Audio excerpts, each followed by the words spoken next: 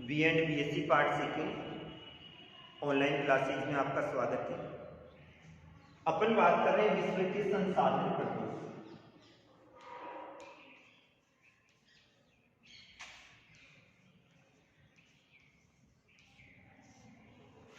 संसाधन प्रदेशों के अंतर्गत अपन ने अध्ययन किया था संसाधनों की सीमित संभावनाओं के प्रदेश, अल्प विकसित प्रदेश।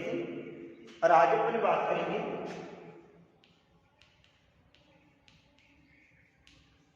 संसाधनों की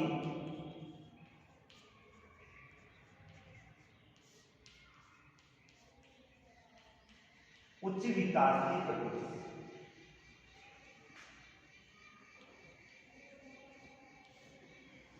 उच्च विकास के प्रदेश से मतलब होता है इसमें उन क्षेत्रों को लिया जाता है जहां पर पर्याप्त मात्रा में संसाधन पाए जाते हैं,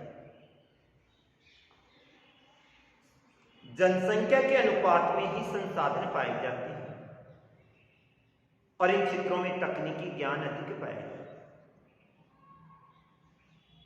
इसके अंतर्गत उन क्षेत्रों को सम्मिलित किया जाता है जहां पर पर्याप्त मात्रा में संसाधन पाए जाते हैं और तकनीकी ज्ञान अधिक पाया जाता है।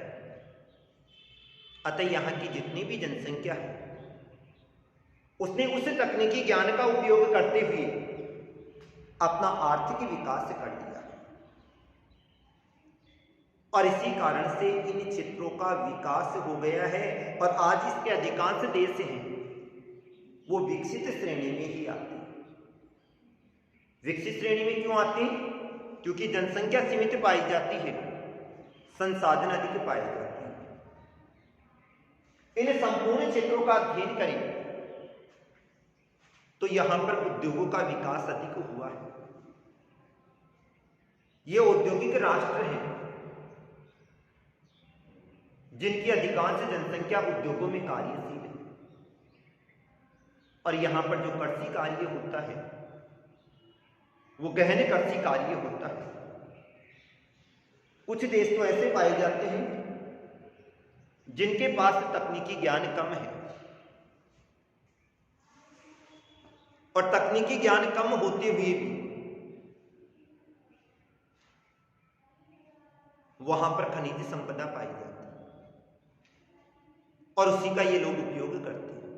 और कुछ देश ऐसे हैं जहां पर खनिज संपदा नहीं है, बाहर से खनिजों का आयात करते हैं, अर्थात अपने संसाधनों के आधार पर और तकनीकी ज्ञान के आधार पर इन्होंने अपना विकास कर लिया। इनको दो भागों में बांटा जाता है। एक आता है उच्च स्तरीय विकसित प्रदेश,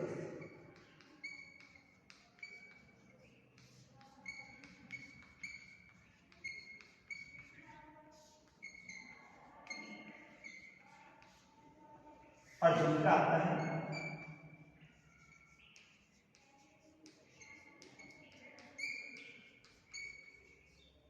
मध्यम स्तरीय विकसित प्रदेश। मध्यम स्तरीय जो विकसित प्रदेश है इनको दो भागों में बांटा जाता है।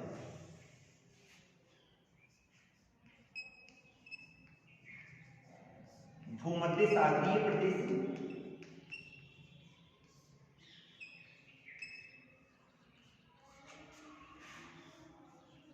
और दूसरा आता है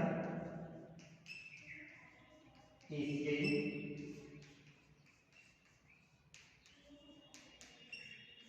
विकासशील प्रदेश।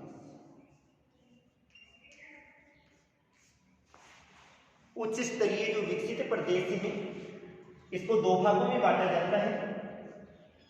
एक तो उच्च स्तरीय विकसित प्रदेश आते हैं, विकसित और विकासशील। विकसित तो क्या होते हैं?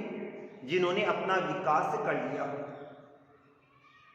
और विकासशील कौन से होते हैं? जो विकास की ओर क्या है? अग्रसर है, अर्थात वो अपना विकास कर सकते हो। मध्यम स्तरीय में भी आते हैं। इन क्षेत्रों में संसाधन पर्याप्त मात्रा में पाए जाते हैं अर्थात इनमें संसाधन तो पाए जा रहे हैं, लेकिन इन क्षेत्रों में जनसंख्या अधिक निवास करती है और जनसंख्या अधिक निवास करने के कारण से इन्होंने अभी अपना विकास नहीं किया और ये विकास की ओर अग्रसर है। अगर यहां पर जनसंख्या वृद्धि दर कंट्रोल हो जाए तो इन क्षेत्रों का विकास हो जाएगा, नहीं तो ये हमेशा विकसित ही रहेगा। तो उच्च स्तरीय विकसित प्रदेश, इसके अंतर्गत उन देशों को सम्मिलित किया जाता है जिन्होंने अपने खनिजों के आधार पर, शक्ति संसाधनों के आधार पर और अपने तकनीकी ज्ञान के आधार पर अपना तीव्र गति से आर्थिक विकास कर लिया हो। इन देशों का अध्ययन करें तो यहां की अधिकांश जनसंख्या द्वितीय, तृतीय और चतुर्थ श्रेणी के व्यवसाय में लगी हुई है और अधिकांश जनसंख्या नगरीय क्षेत्रों में ही निवास करती है। इनका अध्ययन करें तो इसमें एशिया महाद्वीप का जापान आता है, जबकि इसमें अधिकांश देश कौन से आते हैं? यूरोप के, उत्तरी अमेरिका, दक्षिणी अमेरिका और ऑस्ट्रेलिया।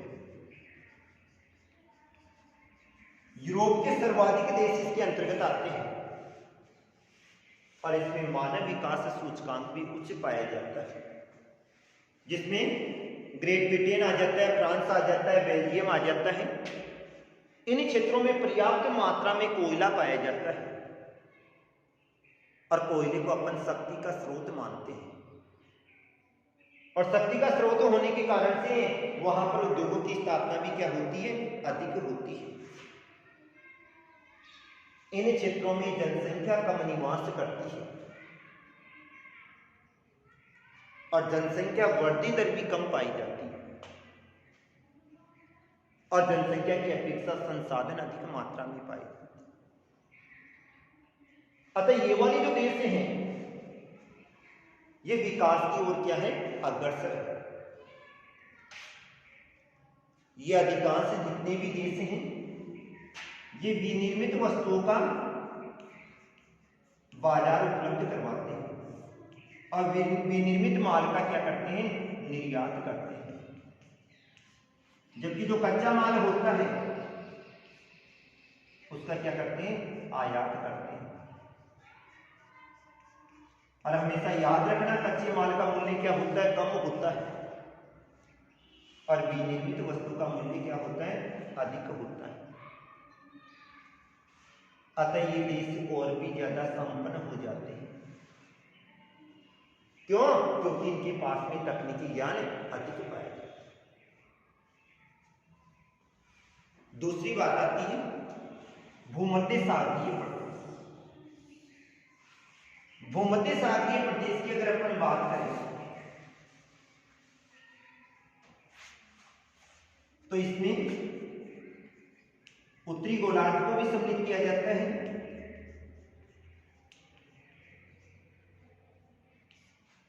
और दक्षिणी गोलार्ध भी आता है।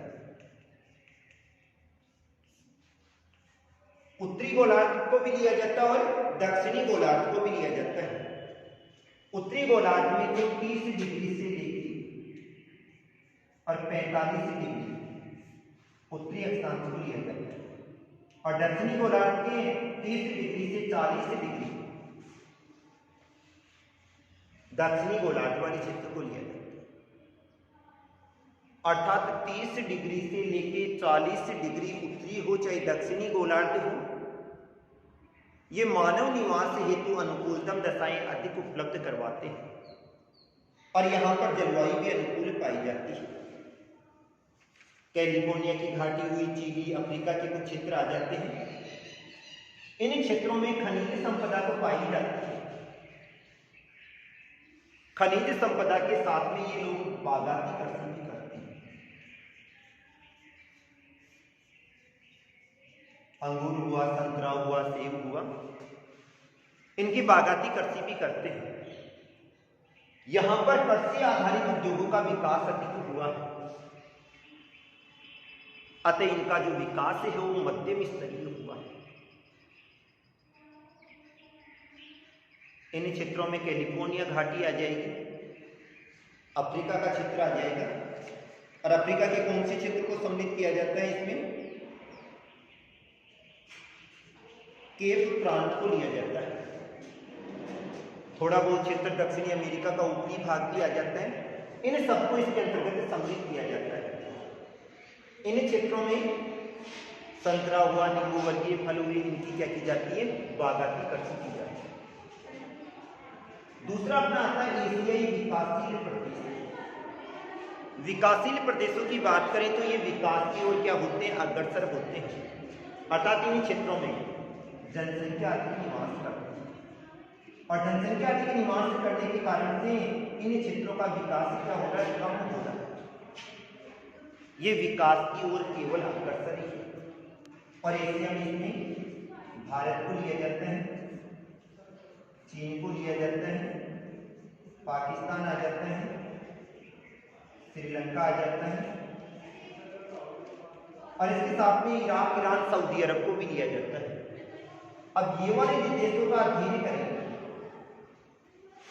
तो यहां पर संसाधनों की अपेक्षा जनसंख्या अधिक निवास करती है, अर्थात संसाधन तो कम पाए जाते हैं लेकिन जनसंख्या अधिक निवास करती है, और यहां की अधिकांश जनसंख्या कृषि कार्य ही करती है।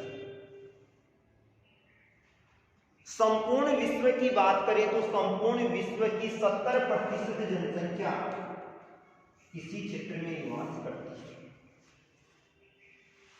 संपूर्ण विश्व की 70% जनसंख्या इन क्षेत्रों में निवास करती है, और यहां पर मानसूनी जलवायु पाई जाती है।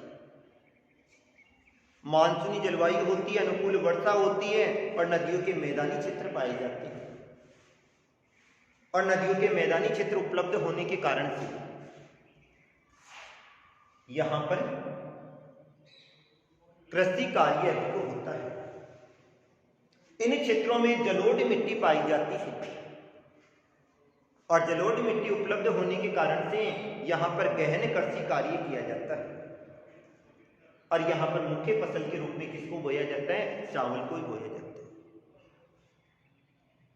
इन क्षेत्रों में कोयला भी पाया जाता है, खनिज संपदा भी पाई जाती है, लेकिन तकनीकी ज्ञान कम होने के कारण से यहां पर उद्योगों का विकास क्या हुआ है? कम हुआ। तो ये थे अपने संसाधन प्रदेश। आज के लिए इतना ही। Thank you.